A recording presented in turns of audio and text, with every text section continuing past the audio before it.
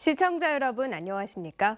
경북 동해안 지역은 오늘 종일 비가 내리는 가운데 밤에 잠시 그쳤다가 내일 오후부터 다시 내리겠습니다.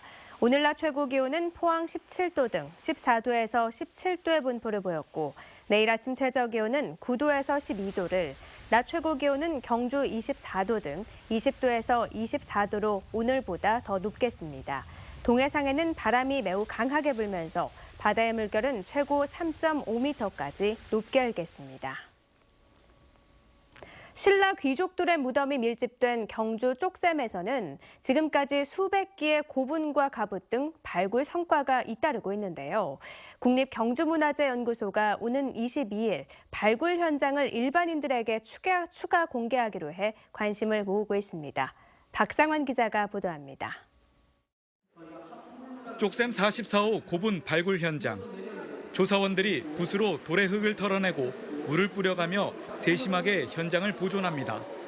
쪽샘 유적은 4, 6세기 신라 귀족들의 무덤이 밀집한 곳으로 천마총 등 왕릉이 있는 대릉원에서부터 이어집니다. 이 이름 자체는 이 고분과 관계는 없지만 이 지역에 계속 있었던 것들, 이 신라 무덤들 자체가 대릉원에서 이어지고 있기 때문에 그 중요성 자체는 결코 대릉원에 뒤지지 않는 중요한 유적이라고 생각합니다.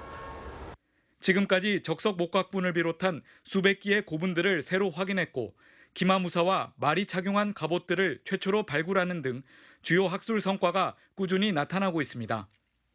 이미 조사 전 과정을 공개 중인 44호 고분 발굴 현장과 함께 오는 22일 쪽샘 북서쪽의 신라 고분 분포 조사 현장이 추가로 공개됩니다. 요 주인공, 무덤 주인공들을 만날 수 있기 위한 어떤 과정인데요. 그래서 그러한 흙들을 덜어내서 유물들이 부장되어 있는 공간들을 찾아내는 그런 과정들을 지금 진행을 하고 있는 겁니다.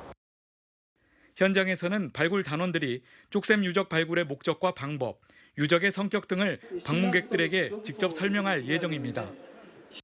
3D 스캔 등 다양한 발굴 작업을 통해 고분을 만드는 과정과 당시의 기술 등의 정보를 얻을 수 있습니다.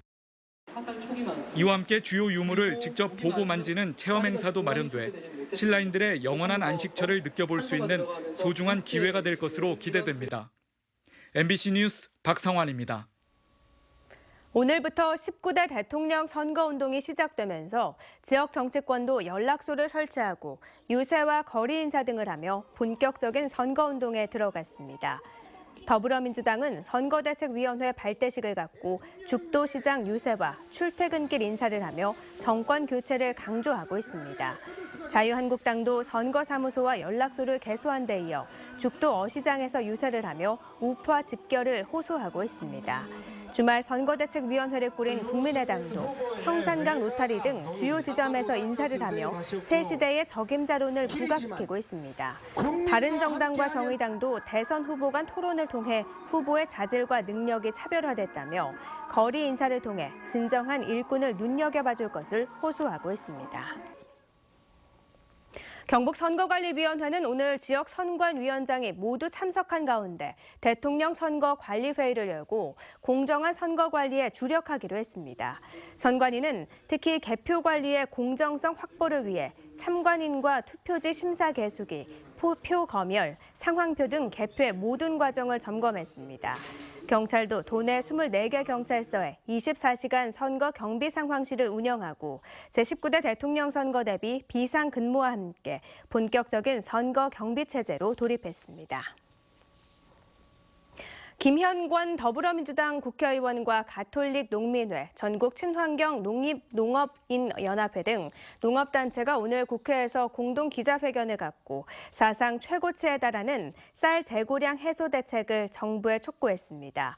이들은 쌀 재고가 역대 최고치여서 지난해보다 더 심각한 쌀값 폭락 사태가 우려된다고 밝히고 정부가 올해 신곡 공급 과잉을 줄이기 위해 선제적 대응을 해야 한다고 주장했습니다.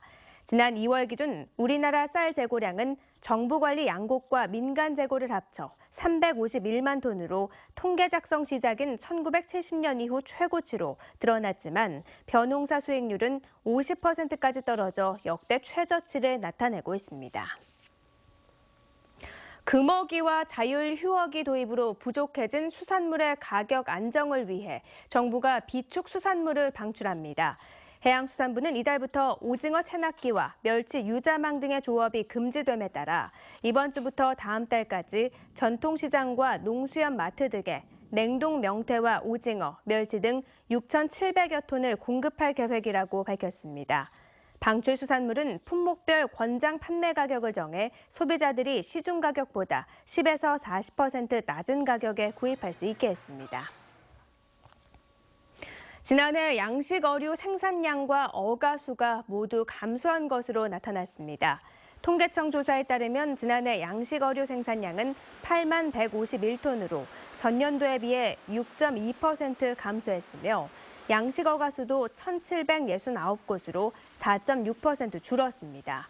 어종별 생산량은 광어류가 4만 1,636톤으로 가장 많았고 우럭 18,032톤, 숭어류 7,110톤 등의 순이었으며 양식 방법별로는 해상가두리가 1,082가구로 전체 64.1%를 차지해 가장 많았습니다. 해양수산부는 양식장에 대한 안전관리 인증 기준, 즉 해썹 인증 확대를 위해 이달부터 해썹 양식장에 부여되는 혜택을 확대한다고 밝혔습니다. 이에 따라 해썹 등록 양식장에 대해선 전염병 감염 방지를 위해 정기검사와 항생제 등 유해물질 안전성 검사를 무상으로 실시하고 올해부터 양식시설 개선 사업 등 정부의 각종 지원 사업 대상자 선정 시 해썹 등록 양식장을 우선 선발할 방침입니다. 울진군은 올해도 25억 원의 사업비를 투입해 학교 급식에 지역에서 생산된 친환경 농산물을 식재료로 공급합니다. 급식 대상은 관내 유치원부터 고등학교까지 모두 27개 학교며 5,200여 명에게 최대 290일까지 지원됩니다. 2005년부터 학교 급식 지원을 하고 있는 울진군은 효율적 예산 집행과 급식의 질 향상을 위해 2015년부터는 학교 급식 지원센터를 통해 전량 현물로 공급해 급식 지원 정책의 우수 사례로 꼽히고 있습니다. 포스코 ICT가 쿠웨이트가 추진 중인 압둘라 스마트시티 구축 사업에 참여합니다. 4조 4천억 원이 투입되는 이 사업에서 포스코 ICT는 내년 6월까지 스마트시티를 구축하기 위한 도시 통합운영센터 등 정보통신 인프라 설계를 담당합니다. 스마트시티는 교통과 에너지, 빌딩 등의 사물 인터넷과 빅데이터, 인공지능 등을 적용해 생활의 편의성과 도시 운영의 효율성을 높이는 사업입니다. 경북 사회복지공동모금회는 지난해 나눔문화 확산을 이끈 한국수력원자력에 2016 착한 기업 어워드 금상을 수여했습니다. 한수원은 지난해 태풍 차바 피해 복구 지원에 사회공헌 성금 5억 원을 기부하고 저소득, 경북 저소득가정 생필품과 온누리 상품권 지원에 5억 2천여만 원을 쾌척하는 등 지난 2007년부터 11년 동안 기부한 금액만 10억 원에 달합니다. 한편 착한 기업 어워드 금상은 연간 기부금이 3억 원 이상인 기업과 단체를 대상으로 사회적 책임 이행에 앞장선 모범 기업에 수여하는 상입니다. 영덕대게와 울진대게가 각종 브랜드 인지도 조사에서 최고 수준의 공인을 받고 있습니다. 2017 코리아 탑 브랜드 대상 특산품 브랜드 부문에서 영덕대게는 6년 연속 대상에 선정됐고 울진대게는 2017 국가 브랜드 대상 대게 부문에서 1위에 각각 선정됐습니다. 영덕군과 울진군은 대게가 관광산업을 이끄는 효자 특산물인 만큼 자원보호를 위해 자율 금어기와 불법 조업 감시 등 다양한 활동을 벌이고 있습니다. 국립공원에서의 무분별한 탐방로 설치 행위에 제동이 걸릴 전망입니다. 환경부는 국립공원 공원자연환경지구 안에 탐방로를 설치할 경우 사전에 환경부 장관이 정하는 입지 적정성 평가에서 적정 평가를 받은 경우에만 설치할 수 있도록 하는 일부 개정안을 입법 예고했습니다.